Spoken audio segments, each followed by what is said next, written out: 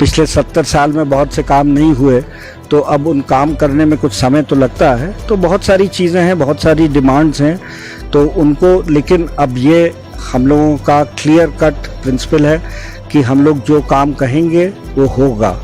हम बिना बजट के, बिना अप्रूवल्स के काम कोई शुरू नहीं करते, इसलिए थोड़ा समय ज़रूर लगेगा, लेकिन आप देखेंगे कि निश्चित रूप से जो सुविधाएं हैं, जो मांग है यहाँ के आवाम की, यहाँ की जनता की, उसमें प्रगति होगी और इस आने वाले साल में और भी आप प्रगति देखेंगे। उम्मीदें काफ़ी ज़्यादा थी लोगों को और पहले 3 चरण जो हुए तो उस पर भी रिजेंटमेंट शुरू की, लेकिन इस बार तो बाइकआउट भी करने की कई जगह पर हम खबरें सुन रहे हैं कि बाइकआउट किया गया।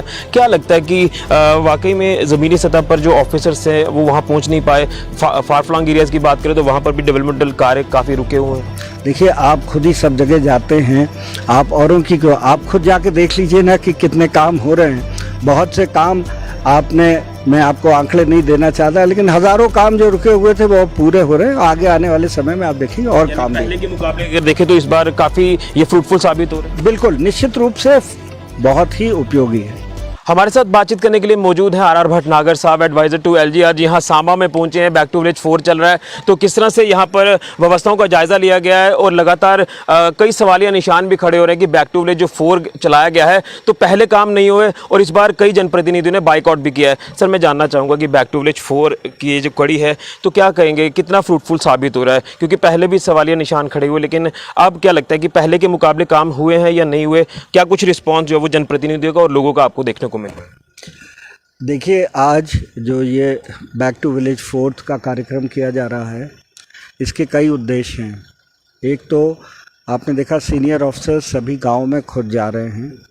दूसरे, हमारे पीआरआई इंस्टीट्यूशंस, उनको सशक्त किया गया है, अब वो सक्रिय हुए हैं, तो उनको भी साथ लेते हुए, और 2 दिन का प्रवास है। जैसे यहाँ पर भी डायरेक्टर एनिमल हस्बेंड्री 2 दिन यहाँ पर रुके हैं और उन्होंने हर एक चीज़ को देखा है, जाके पब्लिक से भी पूरी बात करी है। और इसमें हम लोगों ने जो यहाँ की और समस्याएं भी हैं, जैसे कनेक्टिविटी की बात है, ड्रिंकिंग वाटर की बात है, इलेक्ट्रिसिटी की बात है, जो जितनी भी हमारी सोशल स्कीम्स हैं उनके सैचुरेशन की बात है।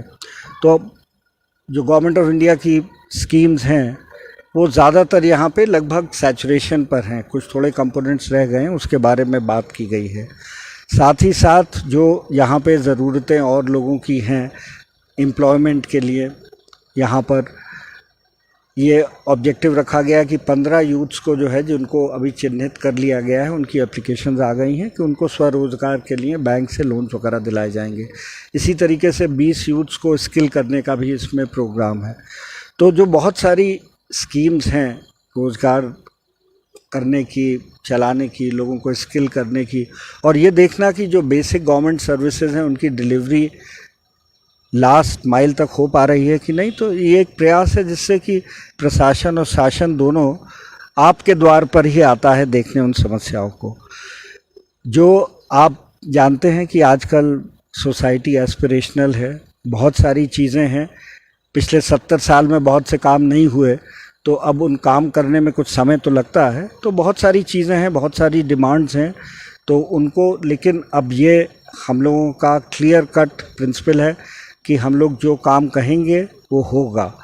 हम बिना बजट के, बिना अप्रूवल्स के काम कोई शुरू नहीं करते, इसलिए थोड़ा समय ज़रूर लगेगा, लेकिन आप देखेंगे कि निश्चित रूप से जो सुविधाएं हैं, जो मांग है यहाँ के आवाम की, यहाँ की जनता की, उसमें प्रगति होगी और इस आने वाले साल में और भी आप प्रगति देखेंगे। क्योंकि आप जानते हैं पहले कोविड भी रहा है, देयर वर सर्टेन रीजंस, तो इस साल आप देखेंगे कि बहुत प्रगति होगी। और अभी जो हम लोगों ने देखा कि जो पंचायत में भी ने काम कराया है, ब्लॉक ने भी कराया है, हमारे ऑफिसर्स ने बताया अच्छे स्तर का है।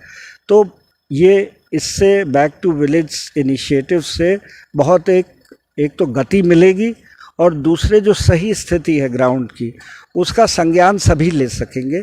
और इसको हम लोग बहुत अच्छे से डिजिटाइज करके रिकॉर्ड भी कर रहे हैं, सो दैट ये रिकॉर्ड हमारे पास रहेगा और इसके अगेंस्ट हम लोग जो है वो देखते रहेंगे कि क्या प्रगति हुई। Thank you. लेकिन जिस तरह से उम्मीदें काफ़ी ज़्यादा थी लोगों को और पहले 3 चरण जो हुए तो उस पर भी रिजेंटमेंट छू गई, लेकिन इस बार तो बाइकआउट भी करने की कई जगह पर हम खबरें सुन रहे हैं कि बाइकआउट किया गया।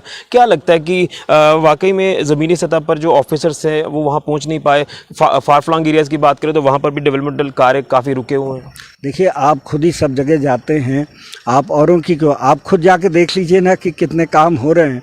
बहुत से काम मैं आपको आंकड़े नहीं देना चाहता, लेकिन हज़ारों काम जो रुके हुए थे वो पूरे हो रहे हैं। आगे आने वाले समय में आप देखेंगे और काम पहले के मुकाबले अगर देखें तो इस बार काफ़ी ये फ्रूटफुल साबित हो रहा है। बिल्कुल, निश्चित रूप से बहुत ही उपयोगी है।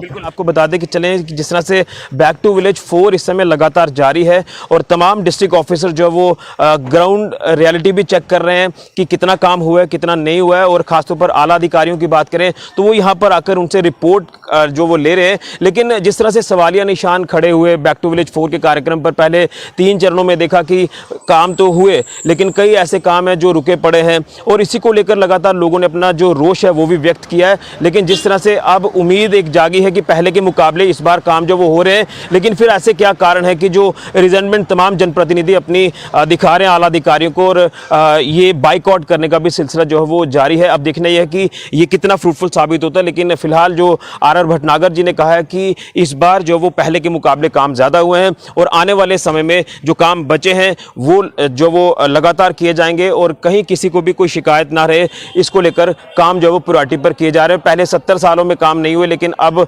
धीरे धीरे इस पेस को देखें तो शुरू किया गया है। लेकिन अब देखना है कि आने वाले दिनों में कितना ये फ्रूटफुल साबित होता है बैक टू विलेज 4। फिलहाल के लिए कैमरामैन राहुल के साथ ऋषि खजुरिया, जेके मीडिया के लिए।